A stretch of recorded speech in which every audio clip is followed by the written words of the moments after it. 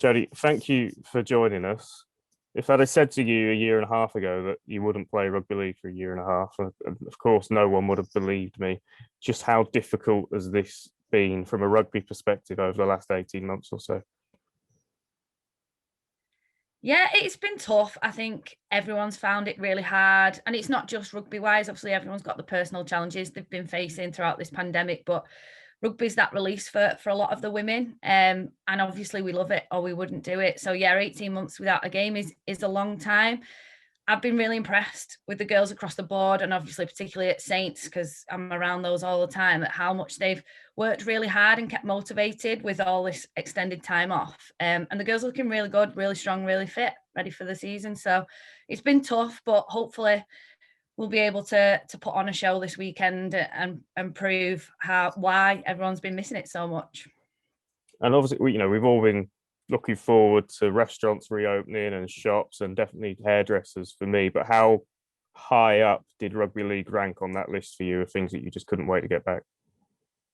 Yeah, I would accept all the others not coming back for rugby to be back. Actually, to be fair, shops and pubs opening at the same time rugby comes back is no help to any of us. Obviously, we're in season now. We have games at the weekend, so I don't think any of the women will be venturing into the pubs. But for me, yeah, rugby was just that main one. I think a lot of us, particularly the girls that are in the England squad, it does consume your life. We all have full-time jobs. We have to train, whether that be as a club, as England, or just your own sort of gym fitness training in and around our full-time job. So it very much consumes your life. So to still try and maintain those standards without actually having games is really tough. So I just think to get rugby back, to get the games back, that's why we do it all, to have those games at the end of the week. So yeah, I think getting back playing rugby was definitely very high up on everyone's priority list. With all that said, then, how exciting is it that we can sit here and say it's game week at last?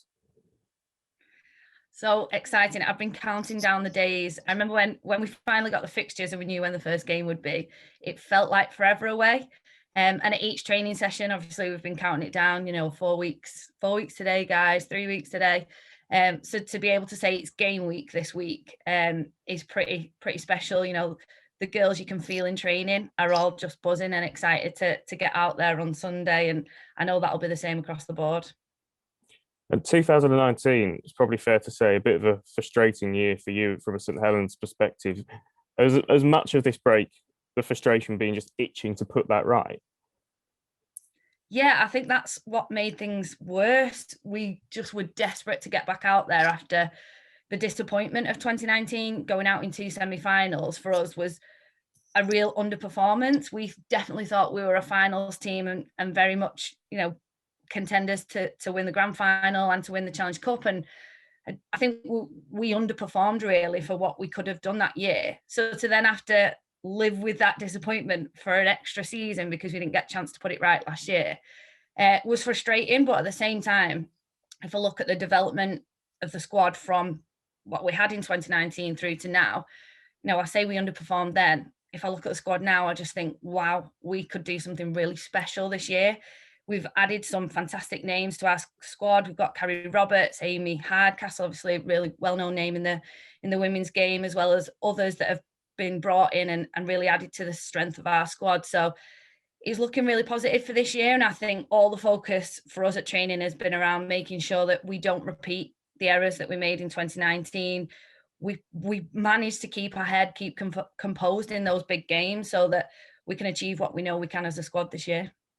And when I look back on that Betfred Women's Super League Grand Final in 2019, as much as I'm sure you would have wished to have been, involved from a playing perspective, it felt to me at the time, and I still feel it now, that it had the potential to be a real breakout moment for women's rugby league. There was a good crowd there. It was in front of the Sky TV cameras. It was a real showcase. And even though we've lost a lot of that momentum over the last year and a half, obviously, this still feels like a huge year for women's rugby league, doesn't it? With the World Cup at the end of it as well, that this could be 2021 could be a real moment where it really announces itself on the national sporting stage. Yeah, completely agree. And yeah, it does feel a shame that we built up so much momentum in the 2019 season. Like you said, Betfred Women's Grand Final on Sky for the first time ever was huge for us.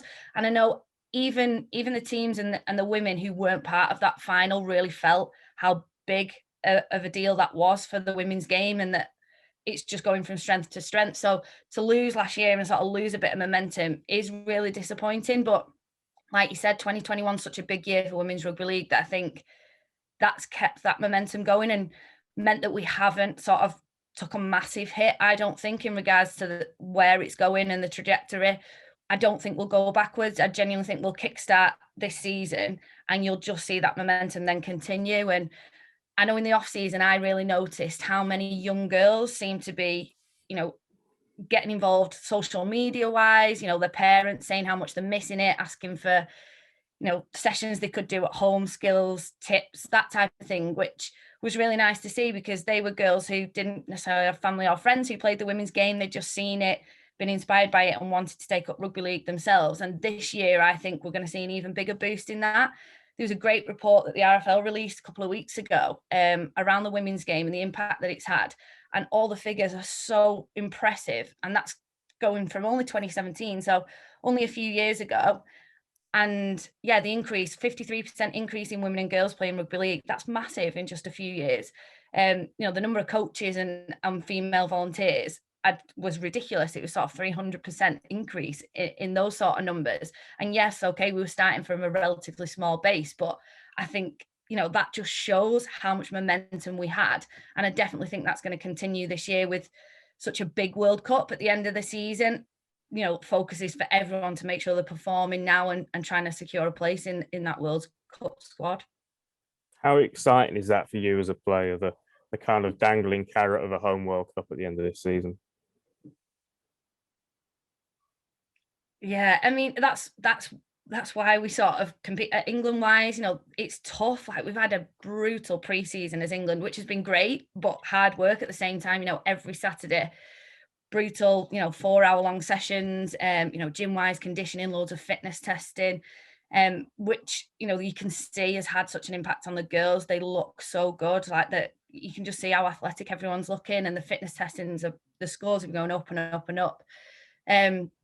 So yeah, you can sort of feel the pressure because we were having so much contact time with England, which is great. So all that focus is on that World Cup, and to play on home soil is always special. To be able to represent your country and have your family and friends there to see you do it is really magical. But I think just how much bigger this World Cup is than any others that have been around before in regards to, women getting participation fees and prize money for the first time ever. That's huge. But just being played in the stadiums that we will, Anfield, Headingley, Old Trafford double header final. Now that's massive, not just for Women's Rugby League. That's massive for most women's sports to have a double header final with the men's. It's a UK first in regards to sort of team sport and world champions being crowned on the same day. So it's something really special to be part of. And I think you can sort of feel that pressure to perform this year so that you can hopefully not miss out on the opportunity to be part of it.